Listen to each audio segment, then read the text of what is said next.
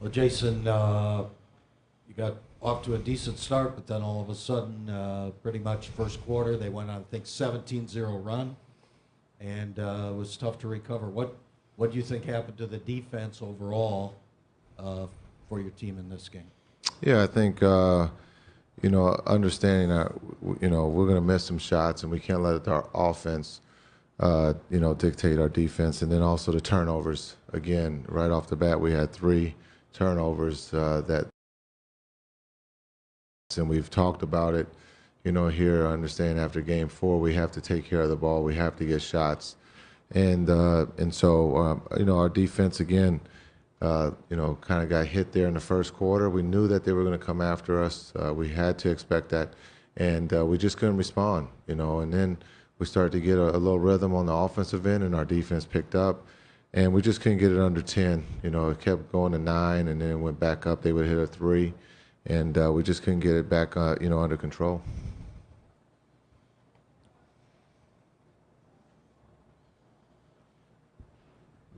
Coach Ian Harrison with Associated Press. Can you just talk about the impact and effect that Norman Powell has had on this series the past couple of games for the Raptors? Yeah, I think Powell has come in with a lot of energy on both sides of the ball.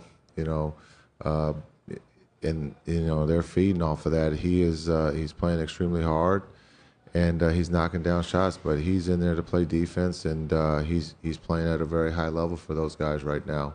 And when you look at the stat sheet, he's picked them up here in the last couple games, just with his energy and his spirit. And somehow we have to match that. We got to have someone who can match his spirit to give us a chance.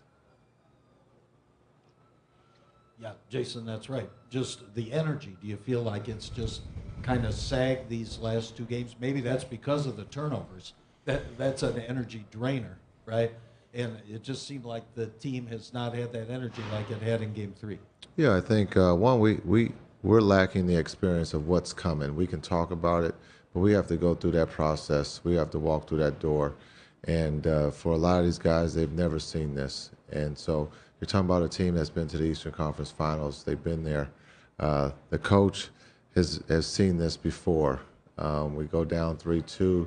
You got to go home and protect home and try to come back here and force a Game 7. That's all we can focus on now is Game 6, the first possession, and we got to be hungry and desperate, and hopefully we can do that.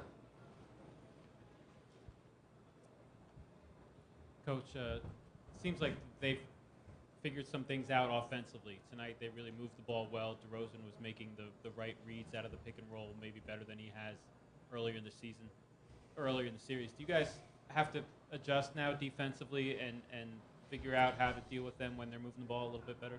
Yeah, I think one is we got to use our length. We came up with some steals there. I thought Chris did a great job defensively, getting some deflections and some steals.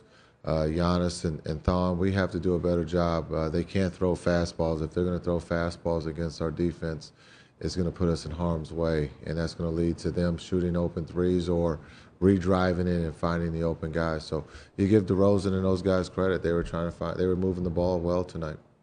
Eric? Coach, you spoke earlier today about the importance of those swing games, Game 3, Game 5. I know you just touched on it a little bit there, but for an inexperienced team, a young team, do you have to say anything to them going into a Game 6, facing elimination, or is it, as you kind of touch on a bit, just having to experience it and figure it out? Yeah, I think you can talk about it, but you got to go out there and you got to play, and you got to go through it, and you got to know how it feels to get your ass kicked, right? And that's what happened tonight. And being a young team, in Game 3, and just understand what just took place so that we know what we have to do come Game 6.